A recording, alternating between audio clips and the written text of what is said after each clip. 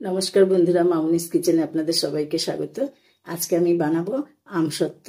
আমসত্ত্ব বানাতে লাগছে আমার আম, বিট লবণ, একটু লঙ্কার গুঁড়ো আর চিনি। এবার আমটাকে কেটে আমি মিক্সি করে ভালো করে পেস্ট করে নেব।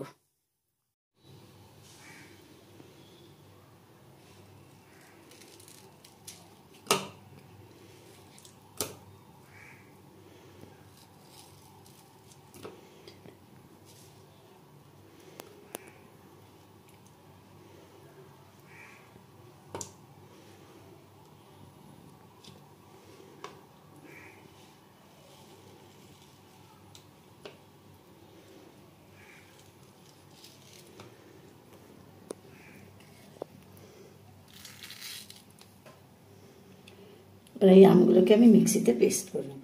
পেস্ট করে নিয়েছি, দেখুন একদম এরকম হতে হবে, কোনো কিছু থাকবে না। এবার আমি একটা বাটিতে ঢেলে নিচ্ছি। আমি আগে থেকে আরেকটা আমেরও পেস্ট করে নিয়েছিলাম।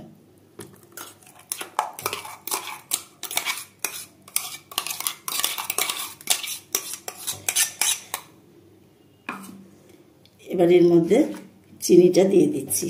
এখানে 6 চামচ মতো চিনি আছে এই চামচে।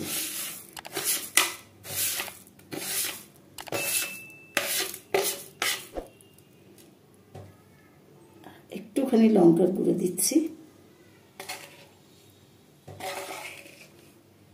বিট লবণ,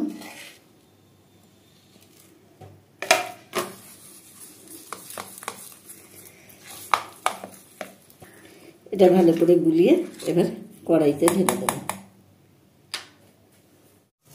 কড়াই গরম হয়ে গেছে, এবার আমি এই আমের পাতাটা ঢেলে দিচ্ছি।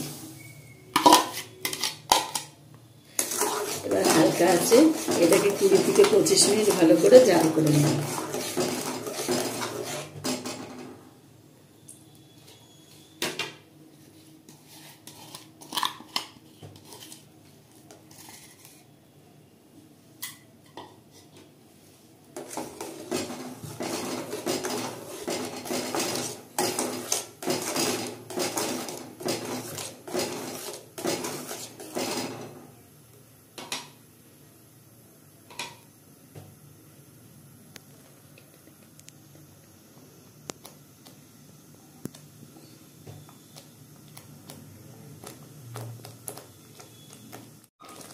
দেখতেই পাচ্ছেন আস্তে আস্তে ঘন হয়ে আসছে। এটাকে আর একটু ঘন করে নেব। এটাকে আর কিছুক্ষণ একটু জাল করে নিয়ে তারপরে এটা প্লেটে ঢেলে দেব।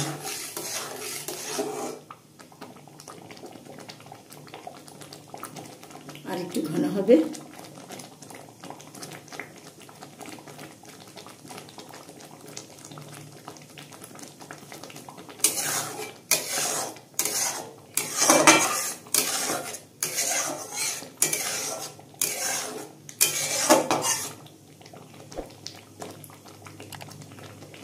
আর কিছুক্ষণ ফুটিয়ে নিয়ে তারপর নামিয়ে নেব। হয়ে গেছে, এবার এটাকে আমি নামিয়ে নেব।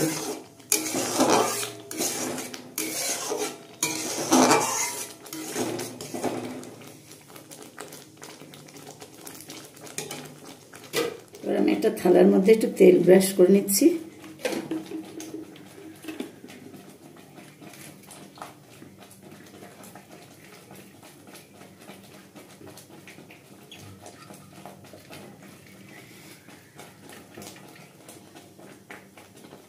কড়াই থেকে মিশ্রণটা থালা ঢেলে নিয়েছি। এবার এটাকে ভালো করে আমি পাতিয়ে দেবো থালার মধ্যে।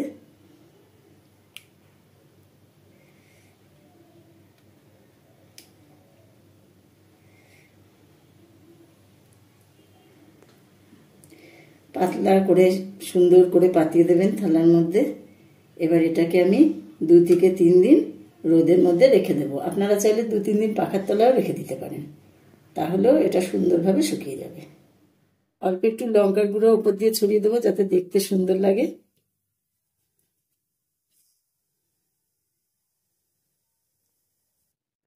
তারপরে এটা 2 থেকে 3 দিন রোদে দিয়ে শুকিয়ে নেব। 3 দিন পরে আপনাদের দেখাচ্ছি। দেখুন খুব সুন্দরভাবে শুকিয়ে গেছে, উঠে যাচ্ছে। এবার এটাকে আপনাদের কেটে দেখাচ্ছি।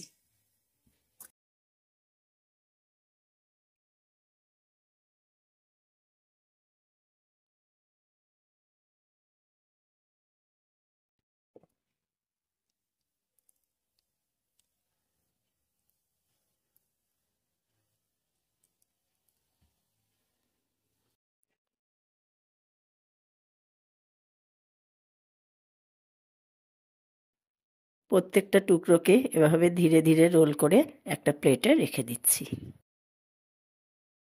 আপনাদের এই ঘরোয়া আমসত্ত্বের রেসিপিটা যদি ভালো লেগে থাকে ভিডিওটাতে লাইক এবং শেয়ার, চ্যানেলটাকে সাবস্ক্রাইব করে দেবেন। আপনারা ভালো থাকবেন, সুস্থ থাকবেন। ধন্যবাদ।